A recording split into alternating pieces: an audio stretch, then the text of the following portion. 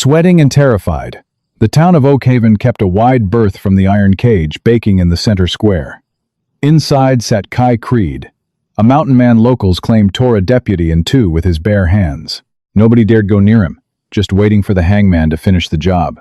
Nobody, until Noel Montgomery stepped off the boardwalk. Her boots kicked up the dry dirt as she marched straight toward the blistering iron bars. While the whole town held its breath, she didn't flinch. She simply looked the condemned beast dead in the eye and asked him to marry her. The year was 1878, and the frontier town of Oakhaven was a festering wound of timber, dust, and desperate men. It was a place where morality was measured in silver and justice was dispensed from the barrel of a Colt. In the center of the town square stood the sweatbox, a heavy iron cage designed to break the spirit of any man unfortunate enough to be locked inside it. For 3 days, the sweatbox had been occupied by a mountain man named Kai Creed. Kai was a titan of a man, standing well over 6 feet, with shoulders broad enough to eclipse the sun. He wore the buckskins of the high country, now stained with dried blood and thick trail dust. A thick, dark beard obscured the lower half of his face, but his eyes, a startling, icy blue, burned with a quiet, lethal intensity. The townspeople gave the cage a wide berth, whispering tales of his savagery. The official story, peddled by Sheriff Gideon Cole, was that Kai had murdered a prospector named Old Man Henderson over a lucrative gold claim up in the Wind River Range. The unofficial story, the one the saloon girls and livery hands muttered, was that the sheriff and the town banker, Josiah Higgins, had set the mountain man up to steal the claim for themselves. Whatever the truth, Kai Creed was scheduled to hang at dawn on Monday. From the shaded porch of the Mercantile, Noel Montgomery watched the cage. Noel was 26, with fiery auburn hair pulled back in a severe, no-nonsense braid, and eyes the color of polished mahogany. She wasn't a town belle. She wore faded denim, leather riding gloves, and a revolver strapped to her hip. Since her father's sudden passing 6 months prior, she had run the Double R Ranch single-handedly. But grit and hard work weren't enough to fight the paper pushers in Oakhaven. Josiah Higgins, the Serpentine owner of the Oakhaven Bank and Trust, had called in a predatory loan her father had secretly taken out. Under an obscure, archaic territorial law that Higgins had bribed a judge to uphold, an unmarried woman could not hold the deed to a property of that size if the debt was in default. Higgins had given her an ultimatum: produce a husband to co-sign the restructured debt by the end of the week, or the bank would seize the Double R. Noel had spent the last 3 days exhausting every option. The men in town were either terrified of Higgins, already married, or drunks she wouldn't trust to feed a lame horse. She was cornered, out of time, and boiling, with a quiet, desperate rage. She looked across the square at the iron cage. The townspeople were gathered in small groups, pointing and jeering from a safe distance. Someone threw a rotten apple. It struck the bars and splattered over Kai's boots. The mountain man didn't flinch. He sat cross-legged on the dirt floor of the cage, as still as a carved totem, his icy eyes fixed on the horizon, ignoring the flies and the blistering heat. "You don't want to be looking at him, Miss Noel," croaked Ezra, the old mercantile clerk, sweeping the boardwalk beside her. "Man's got the devil in him. Took 4 deputies to drag him down from the foothills, and 2 of 'em ain't walking right since." "Is he guilty, Ezra?" Noel asked, her voice steady, never taking her eyes off Kai. Ezra paused, leaning on his broom. "Round here, guilt's just a matter of who's got the loudest voice and the deepest pockets. Higgins wanted that mountain claim. Now Higgins got it, and that fella's getting a short drop and a sudden stop. It's the way of the world." Noel's jaw tightened. She patted the heavy leather satchel slung over her shoulder. It contained $500, every last cent she had saved, the emergency fund meant for winter feed and cattle medicine. It wasn't enough to pay off the bank, but it was a small fortune in cash. An insane, desperate idea had taken root in her mind the previous night, and staring at the condemned man, it suddenly blossomed into a terrifying resolution. Higgins wanted a husband on the deed. She would give him a husband, but not a pliable, spineless town drunk. She would give him a man who owed her his life. A man who, by the looks of him, wouldn't be intimidated by a banker's threats or a corrupt sheriff's badge. Noel stepped off the wooden boardwalk. The dust plumed around the hem of her skirt. The square began to quiet down as people noticed the solitary figure of the Montgomery woman walking purposefully toward the center of the plaza. "Noel, what in the good Lord's name are you doing?" hissed Mrs. Gable from the doorway of the bakery. Noel ignored her. She walked past the gawkers, past the watering trough, right into the perimeter of fear that surrounded the cage. The heat radiating from the iron was palpable. Up close, the smell of unwashed man, blood, and fear was thick in the air. But Noel held her breath and stood her ground. Kai Creed slowly turned his head. His icy blue eyes locked onto hers. Up close, Noel saw the deep scar running through his left eyebrow, and the raw, bruised skin around his heavy iron shackles. He looked at her not with the feral madness the town claimed, but with a profound, calculating stillness. "You're standing in my light, ma'am," Kai rasped. His voice was like grinding stones, deep and rusted from disuse. Noel swallowed the lump in her throat, squared her shoulders, and gripped the iron bars with both hands. "My name is Noel Montgomery," she said clearly, ensuring her voice carried enough for the surrounding crowd to hear, but focusing entirely on the giant before her. "And I'm here to ask you to marry me." For a long, agonizing moment, the only sound in the Oakhaven town square was the whistling of the wind through the eaves of the saloon. Kai Creed didn't blink. He stared at Noel, his eyes mapping every line of her face, searching for the punchline to a cruel joke. "You've got too much sun, little lady," he finally said, his tone flat. "Go find some shade before you faint." "I am perfectly lucid," Noel countered, her grip on the hot iron tightening. "You are scheduled to hang at dawn. I am scheduled to lose my family's ranch by sundown, because the bank claims an unmarried woman can't hold a defaulted deed. You need a way out of that cage. I need a signature on a marriage certificate. We can help each other." A murmur of shock rippled through the crowd of onlookers. Kai let out a low, breathy sound that might have been a chuckle if it weren't so devoid of humor. "You want to hitch yourself to a dead man to spite a banker? That's a fool's errand. They'll hang me, and you'll be a widow by breakfast." "Not if I buy your bond," Noel said. Before Kai could answer, the heavy, booted footsteps of Sheriff Gideon Cole echoed across the dirt. Cole was a broad-chested man with a pomaded mustache and a badge that gleamed entirely too brightly for a dusty frontier town. He was flanked by two deputies, their hands resting uneasily on their gun belts. "Miss Montgomery," Sheriff Cole boomed, putting on a sickeningly sweet smile. "I suggest you step away from the prisoner. He's a dangerous animal." "He's an unconvicted man, Sheriff," Noel shot back, turning to face Cole without letting go of the bars. "And I am invoking the Territorial Homestead Act of 1862, specifically the addendum regarding remanded custody." Cole's smile faltered. "You don't know what you're talking about, girl." "I know the law," Noel said fiercely. "A man awaiting trial or execution can be remanded to the custody of a legal guardian or spouse if a sufficient bond is posted, provided the local magistrate deems the bond sufficient to ensure the prisoner's appearance." She reached into her satchel and pulled out the thick wad of greenbacks, holding it up for Cole and the whole town to see. $500, Sheriff. Cash, for the bail and custody of Kai Creed. Cole's eyes darted to the money. $500 was more than he made in 2 years. But Josiah Higgins had promised him a cut of the Wind River gold claim once Creed was dead. Letting the mountain man go was not part of the plan. "The magistrate ain't here, Noel. Judge Pendergast is over at the saloon, and he ain't in no condition to hold a hearing," Cole sneered. "Put the money away and go home." "Then we will bring the judge out here," Noel demanded. She turned her head toward the crowd.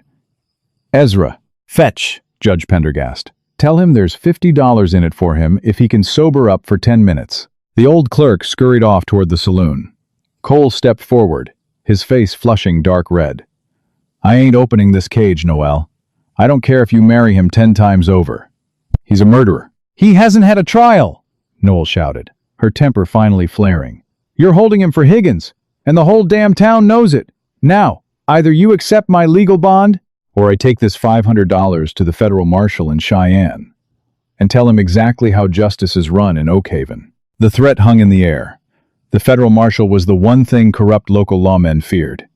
Cole's hand twitched toward his revolver, a dark, murderous look passing over his features. Inside the cage, Kai suddenly moved. It was so fast the deputies jumped back. He surged to his feet, grabbing the iron bars right next to Noel's hands. The sheer physical presence of the man was overwhelming. "Sheriff," Kai growled, his voice carrying a dangerous, vibrating threat. "You make a move on the lady, and I'll tear this door off its hinges and beat you to death with it before your boys can clear leather." "You know I can do it." Cole swallowed hard, taking a half-step back. He did know it. Just then, Judge Pendergast stumbled out of the saloon, wiping whiskey from his chin, propped up by Ezra. "What's this? What's all this hollering?" The judge slurred, adjusting his spectacles. "Judge," Noelle said, her voice projecting authority she barely felt, "I am posting $500 bail for the release of Kai Creed into my custody, as his lawfully wedded wife." The judge blinked, looking from the money, to Noelle, to the towering mountain man in the cage. "Wife, you ain't married to him. We are getting married right now. Do you have your book?"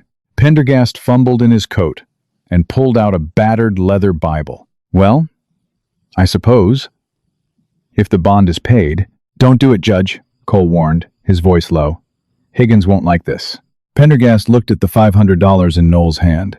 Higgins was scary, but cash was cash, and Noel's threat about the federal marshal had reached his ears too. "Higgins ain't the law," the judge muttered weakly. "Join hands." Noelle turned back to the cage. She slipped her bare, calloused hand through the iron bars. Kai looked down at her small hand. "You're making a mistake, Noel Montgomery," he said softly, so only she could hear. "I bring trouble with me." "I already have trouble, Mr. Creed," she whispered back. "I need a shield. Are you going to take my hand, or not?" Slowly, Kai raised his massive, battered hand and engulfed hers. His skin was rough like sandstone, his grip surprisingly gentle. Right there in the dust, separated by iron bars, with a corrupt sheriff glaring at them and a terrified town watching, Noelle and Kai spoke their vows. The judge rushed through the words, skipping the pleasantries. "Do you, Noelle, take this man?" "I do. And do you, Kai, take this woman?" "Ah, pause." Kai looked deep into Noelle's eyes, seeing the raw, unyielding survival instinct burning there. "I do. Then, by the power vested in me, by the Wyoming territory, I pronounce you man and wife." "May God have mercy on us all," Pendergast finished quickly. "Hand over the bond." Noel handed the stack of bills to the judge, who immediately pocketed it, giving a $50 cut to Ezra as promised. "Unlock the cage, Sheriff," Noel commanded. Cole stared at her with pure hatred. He took the heavy iron key from his belt and practically threw it at one of his deputies. "Open it. But hear me well, Montgomery.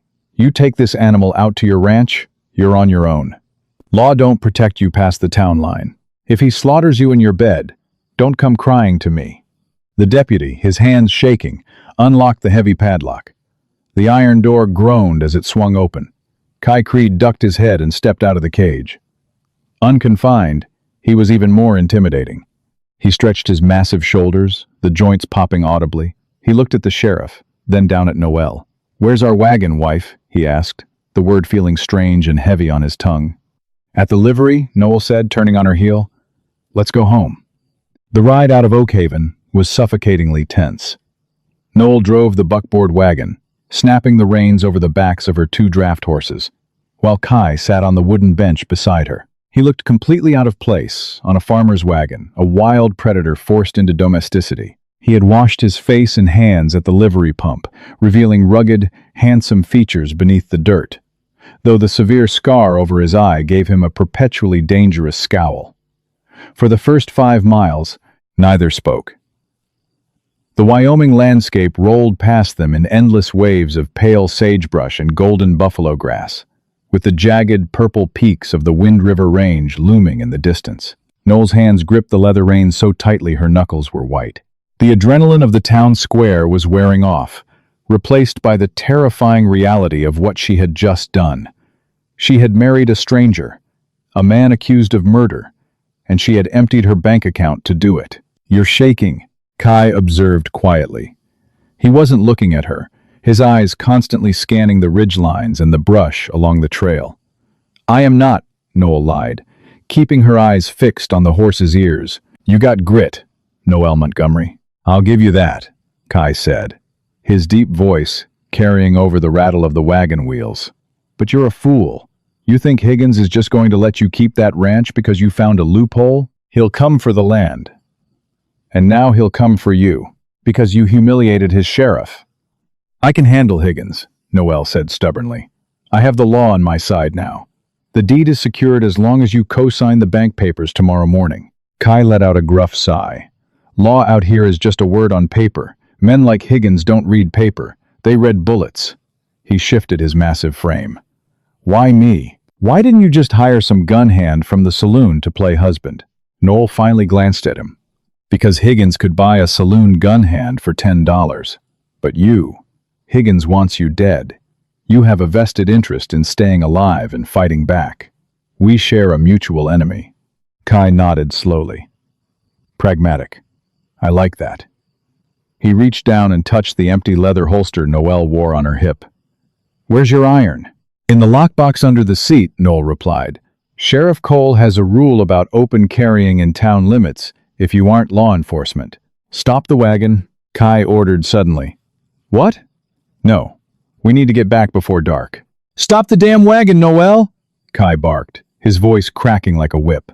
Startled by the command, Noel hauled back on the reins.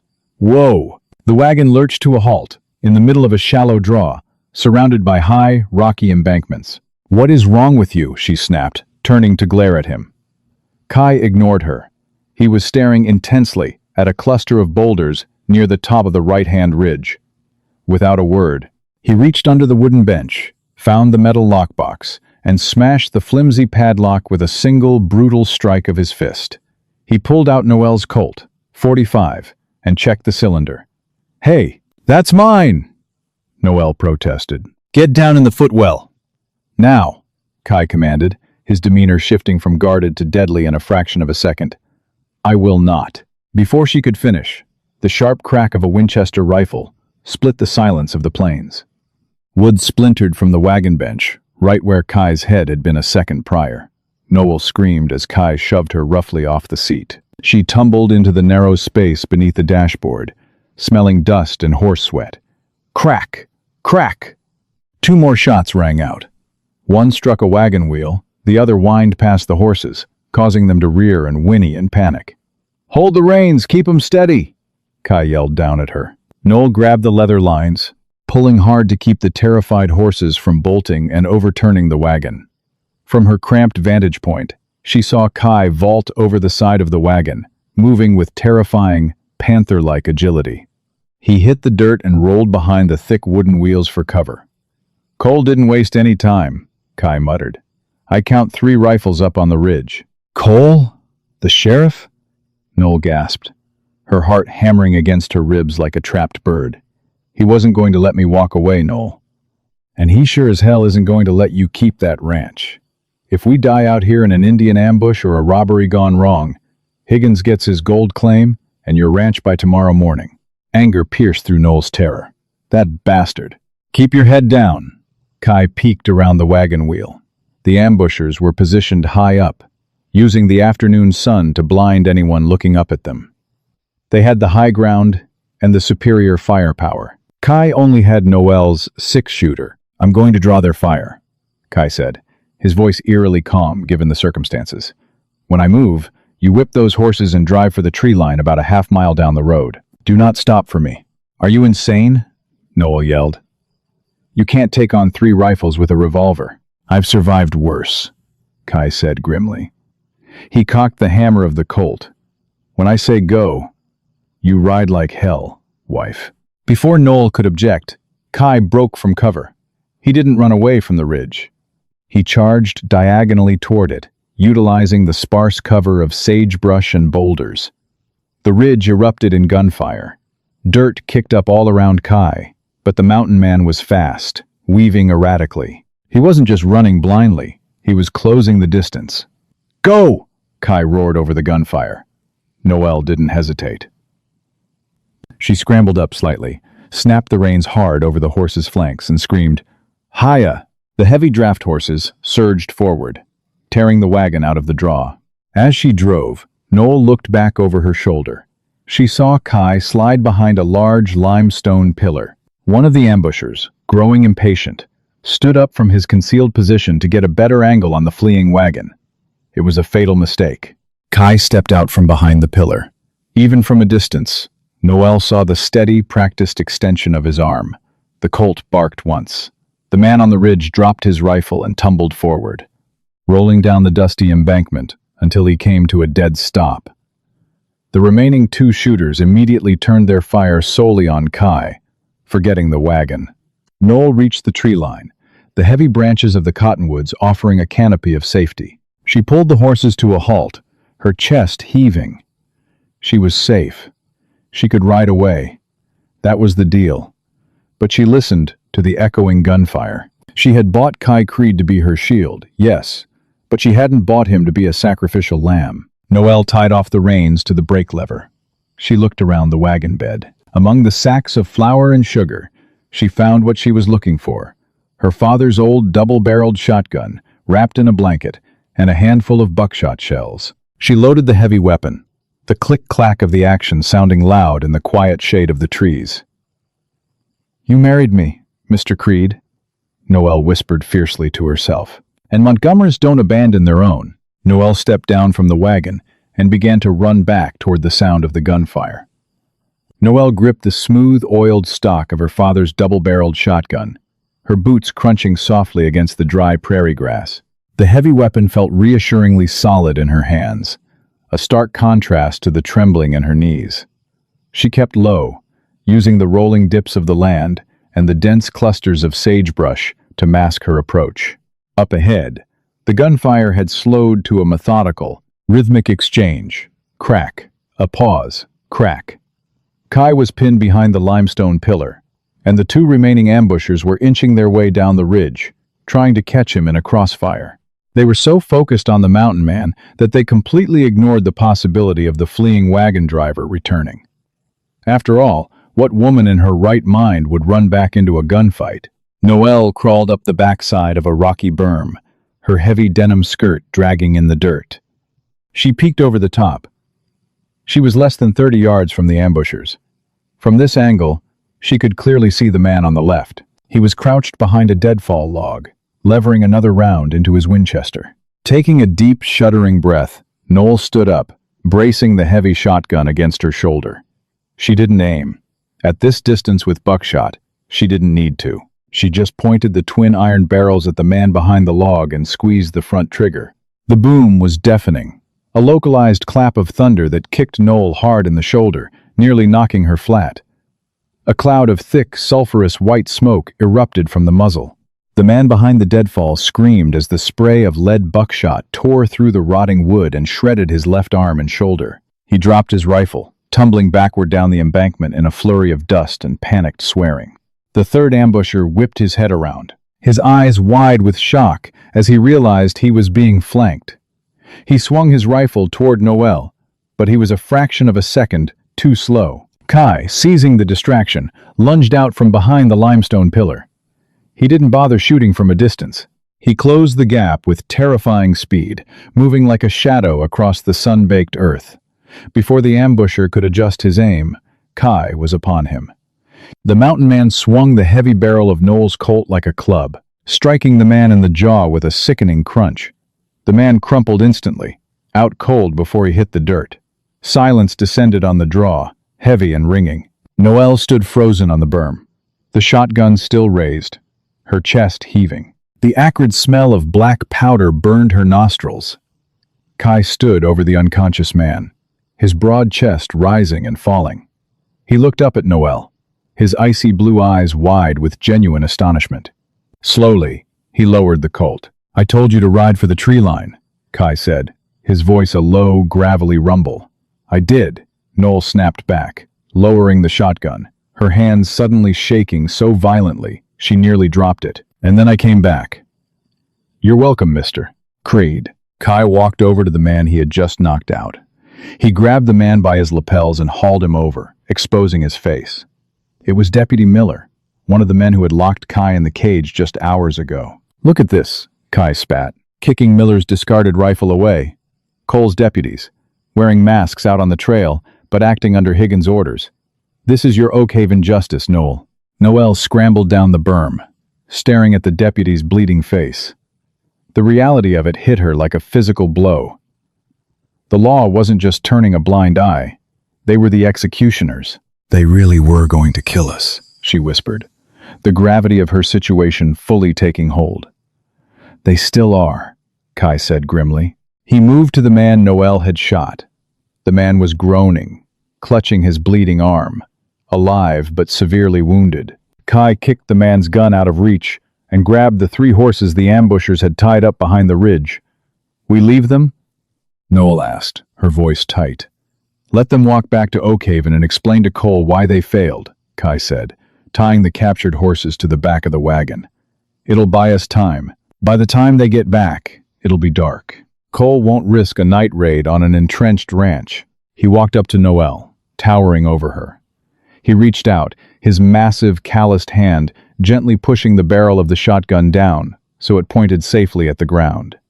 "You saved my life, Noel Montgomery. I owe you."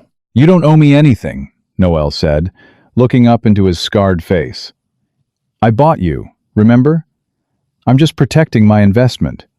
A faint, rugged smile tugged at the corner of Kai's mouth. "Fair enough, wife. Let's get to this ranch of yours." The sun was bleeding, brilliant streaks of crimson and bruised purple across the horizon by the time the wagon rattled beneath the wooden archway of the Double R Ranch. The homestead sat in a lush, sweeping valley, bordered by a winding creek and shadowed by the foothills of the Wind River Range. The main house was a sturdy, 2-story structure of fitted pine logs, flanked by a massive barn and a series of well-kept corrals. It was beautiful, isolated, and entirely vulnerable. Kai unhitched the horses with practiced, efficient movements, leading them into the barn, while Noel carried the lockbox and the guns into the house. When Kai finally stepped through the heavy oak door of the kitchen, he looked exhausted. The adrenaline had burned off, leaving behind the toll of a 3-day starvation in an iron cage, followed by a gunfight. He leaned heavily against the doorframe, his face pale beneath the dirt and beard. "Sit," Noel ordered, pointing to a sturdy wooden chair by the cast-iron stove. She pumped water into a tin basin, grabbed a clean linen towel, and retrieved a bottle of harsh, stinging iodine from a cabinet. Kai didn't argue. He collapsed into the chair, letting out a long, ragged exhale. He began to unbutton his filthy buckskin shirt, revealing a torso mapped with old scars, bear claws, knife wounds, and the undeniable puckered marks of old bullet holes. But Noel's eyes were drawn to a fresh, bleeding crease along his left ribs and the raw, bloody chafing around his wrists from the heavy iron shackles.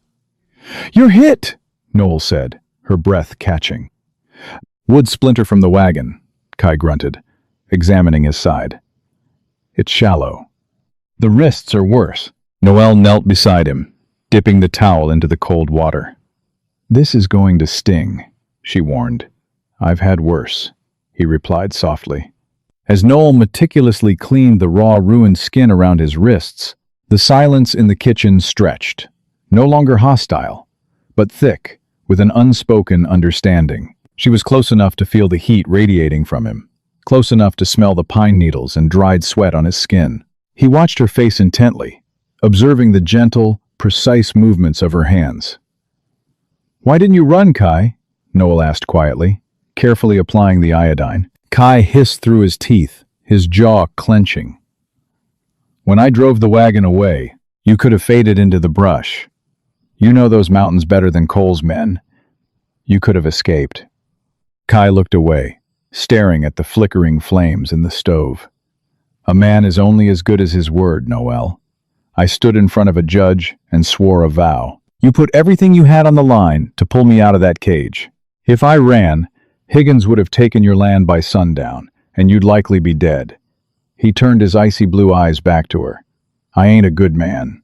I've done things that would make your blood run cold. But I ain't a coward, and I don't break my word." Noelle tied a clean white bandage around his wrist, her fingers lingering for a fraction of a second on his warm skin. "Then we are truly bound, Mr. Creed. Because tomorrow morning, we march into Oakhaven Bank, and we take my life back." The morning sun cast long, hard shadows across the dusty main street of Oakhaven. The town was already awake, but an eerie quiet fell over the boardwalks as Noel's wagon rolled into town. Word of the failed ambush hadn't spread publicly, but the absence of Deputy Miller and the tense, frantic energy surrounding the sheriff's office told its own story. Noel stopped the wagon directly in front of the Oakhaven Bank and Trust. The building was the only brick structure in town, a monument to Josiah Higgins' wealth and vanity, boasting tall glass windows and heavy brass double doors. Kai stepped down from the wagon. He had washed, shaved the thickest part of his unruly beard, leaving a neat, rugged shadow that accentuated his strong jawline, and borrowed a clean linen shirt that had belonged to Noel's late father. He still wore his buckskin trousers and his heavy leather boots, and the Colt, .45, was now strapped openly to his hip. He looked less like a wild beast and more like a hardened, dangerous gunslinger. He offered Noelle his hand, helping her down from the wagon. She wore a dark, formal riding dress, her spine stiff with determination. Together, they pushed through the brass doors. The interior of the bank was cool, smelling of polished mahogany, paper, and cigar smoke. Behind a heavy oak desk sat Josiah Higgins. He was a slender man, with a neatly trimmed gray beard, impeccably dressed in an Eastern-tailored suit. As Noel and Kai entered, the color drained entirely from Higgins' face. The silver pen he was holding slipped from his fingers, clattering loudly against the desktop. "Good morning, Mr. Higgins," Noel said, her voice echoing in the quiet room. She walked right up to the desk, Kai stepping up beside her, his massive frame blocking out the sunlight from the window. "We are here to sign the addendum to the deed." Higgins stared at Kai as if looking at a ghost. He swallowed hard, his eyes darting toward the door, undoubtedly praying for Sheriff Cole to walk through it. "Creed," Higgins choked out. You're supposed to be." "Hanging?" Kai finished for him, a dark, humorless smile spreading across his face. "Sorry to disappoint you, Josiah. Seems my neck is a bit thicker than you calculated." Noelle slammed a folded piece of paper onto the desk. It was the marriage certificate Judge Pendergast had signed the day before. "I am a married woman, Mr. Higgins. Under the law, my husband can act as co-signer for the defaulted debt. The R remains mine. Produce the documents." Higgins quickly recovered his composure, his shock melting into a venomous sneer. He opened a desk drawer and pulled out a thick stack of legal papers. "You think you've won, Noel? You think marrying a condemned murderer saves your dirt farm?" "He hasn't been convicted of anything," Noelle said coldly. "He will be," Higgins promised, his voice dripping with malice. He slid the papers and an inkwell toward Kai. "Sign it then. Let the dead man sign the deed." Kai picked up the pen. He didn't read the dense legal text. He just looked at Noelle, who nodded. With a heavy, deliberate hand, he scrawled Kai Creed on the bottom line. "There," Noel said, taking her copy of the document. "The debt is secured. If you send your men to my property again, it will be considered trespassing, and we will defend it with lethal force." Higgins leaned back in his leather chair, steepling his fingers. A cold, arrogant smile returned to his face. "You're playing checkers, little girl, while I'm playing chess. You think Sheriff Cole is the only law I own?" Noelle frowned, unease prickling at the back of her neck. "What are you talking about?" "I knew Cole was incompetent," Higgins said smoothly. "That's why, 3 days ago, right after we locked your new husband up, I sent a telegram to Cheyenne. I requested the presence of a real lawman to officially investigate the murder of Old Man Henderson and ensure the swift execution of justice. Have you ever heard of Federal Marshal Frank Canton?" Noelle felt the floor drop out from beneath her. Federal Marshal Frank Canton was a legend in the Wyoming Territory, a ruthless, incorruptible lawman known for his dead-eye aim and his absolute, unwavering adherence to the hangman's noose. Canton couldn't be bought, and he certainly couldn't be intimidated by a shotgun. If Canton was coming, Kai was a dead man walking. "Canton is due to arrive by the stagecoach tomorrow afternoon." Higgins gloated, enjoying the terror spreading across Noel's face. He'll look at the evidence Sheriff Cole manufactured. He'll look at the mountain man with a history of violence, and he will hang him from the nearest cottonwood. And once you are a widow, Noel, this little marriage loophole closes, and I take the double R. I'll see you at the funeral." Kai didn't say a word. He simply reached out, grabbed Higgins by his expensive silk tie, and hauled him halfway across the mahogany desk. Papers scattered everywhere. "You listen to me, you suited rat," Kai growled, his face inches from Higgins. "You send Canton, you send the whole damn U.S. cavalry. But if you or Cole step foot on that ranch, I will skin you alive and nail your hide to my barn door. Do you understand me?" He shoved Higgins backward. The banker fell hard into his chair, gasping for air, his bravado momentarily shattered. Kai turned and walked out of the bank. Noel followed close behind, her heart pounding, a frantic rhythm against her ribs. The ride back to the ranch was suffocating. The victory of signing the deed had turned to ash in their mouths. Frank Canton was coming. The name hung over them like an impending thunderstorm. When they reached the ranch, Kai didn't go into the house. He went straight to the barn, dragging out heavy wooden planks, bags of sand, and every tool he could find.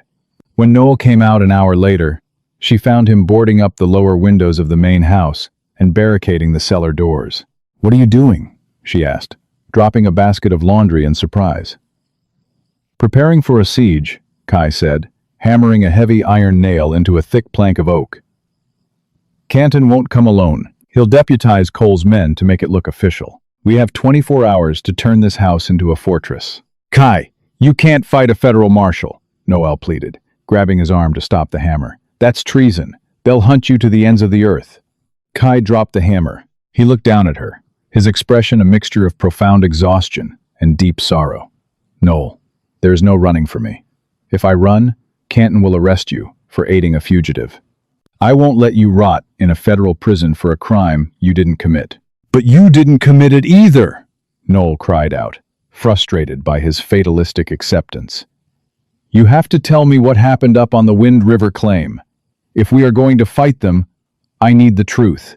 Kai leaned against the side of the house, pulling a faded tobacco pouch from his pocket. He rolled a cigarette with slow, methodical movements, lit it, and took a long drag. "Henderson wasn't just a prospector to me," Kai began, his voice quiet, carrying over the wind whistling through the valley. "He took me in when I was a half-starved orphan wandering the high passes. He taught me how to trap, how to survive. He was the closest thing to a father I ever had." Noel softened, seeing the raw vulnerability behind the mountain man's hardened exterior. "We struck a vein of pure gold up near the timberline," Kai continued. "Biggest I ever saw. Word got out. Henderson came down to Oakhaven to file the claim, but he made the mistake of bragging at the saloon. Higgins heard about it. Next day, up on the mountain, Cole and 4 of his deputies ambushed us." Kai looked down at his scarred hands. "They shot Henderson in the back. Didn't even give him a chance to draw. I was down by the creek. When I heard the shots, I ran up. I fought them." His voice dropped to a terrifying, deadly whisper. "I killed 2 of them with my hunting knife before they brought me down with a rifle butt to the skull. When I woke up, I was chained in the back of a wagon, and Cole was telling the town I went mad and murdered my partner for the gold." Noelle covered her mouth, horrified by the betrayal. "We can tell Canton the truth," she insisted. "We can show him.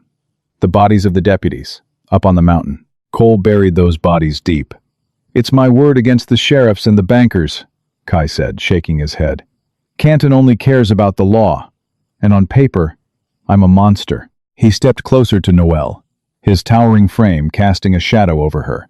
He reached out, his rough thumb gently brushing away a smudge of dirt from her cheek. The touch was shockingly tender. "I'm going to teach you how to shoot properly, Noelle," Kai said, his eyes burning with an intense, fierce light.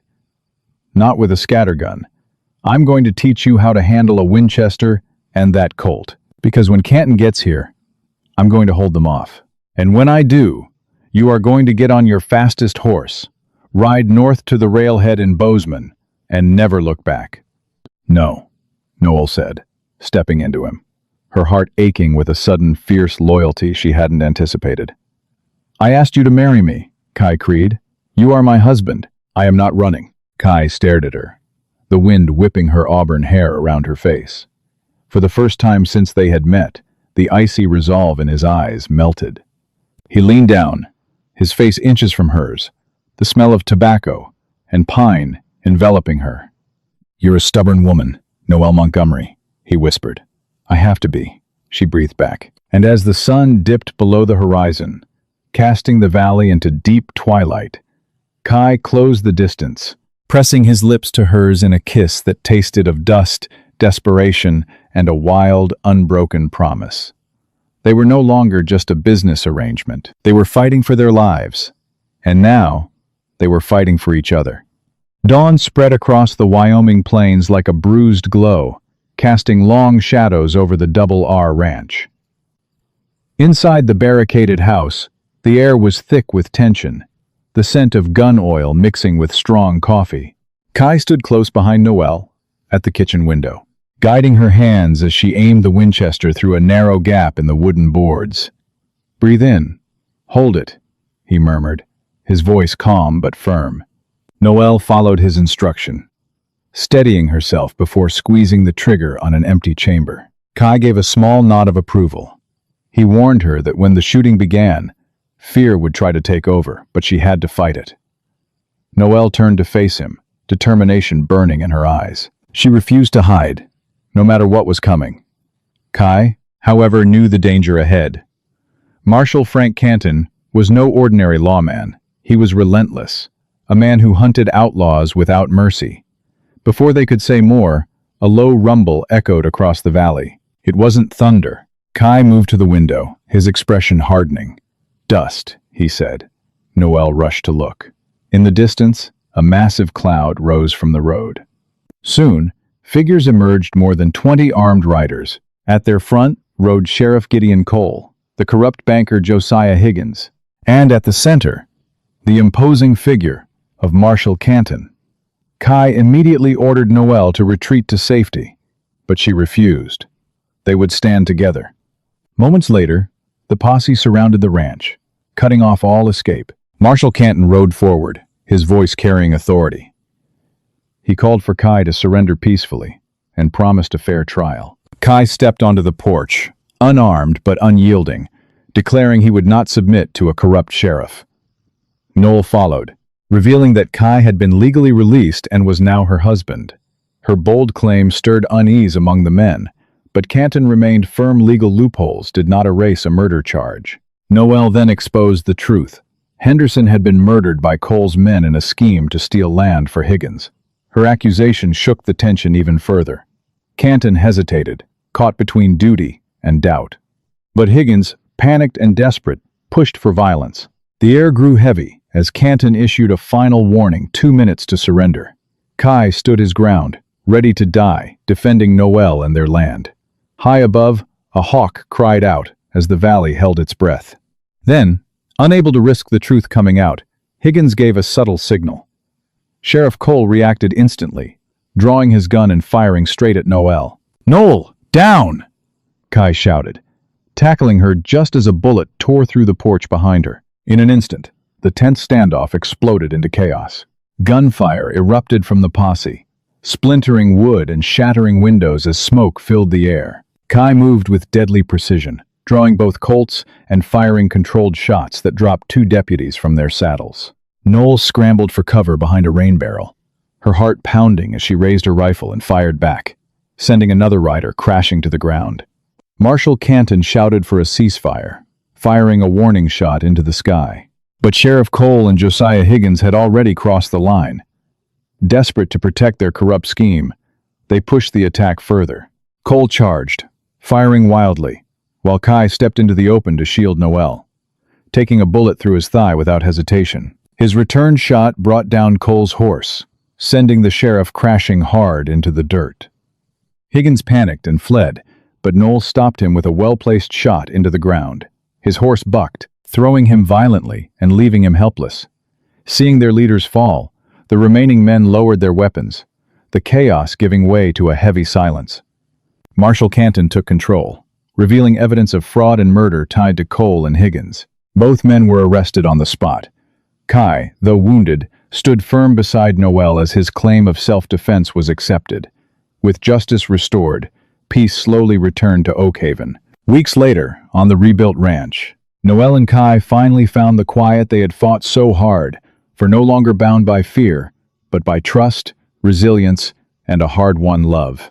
If you felt your heart pound alongside Noel and Kai in this epic tale of frontier justice and Wild West romance, don't let the story end here. Hit that like button to show your support for untamed love and unyielding courage. If you know someone who loves high-stakes drama, thrilling shootouts, and rugged mountain men who will risk it all for the women they love, share this video with them right now. Every share helps us bring more incredible cinematic stories to life. And if you haven't already, subscribe to our channel and ring the notification bell so you never miss out on our next real-life historical romance. The Wild West is full of untold legends, and we are just getting started. Join our community today and ride with us into the next great adventure.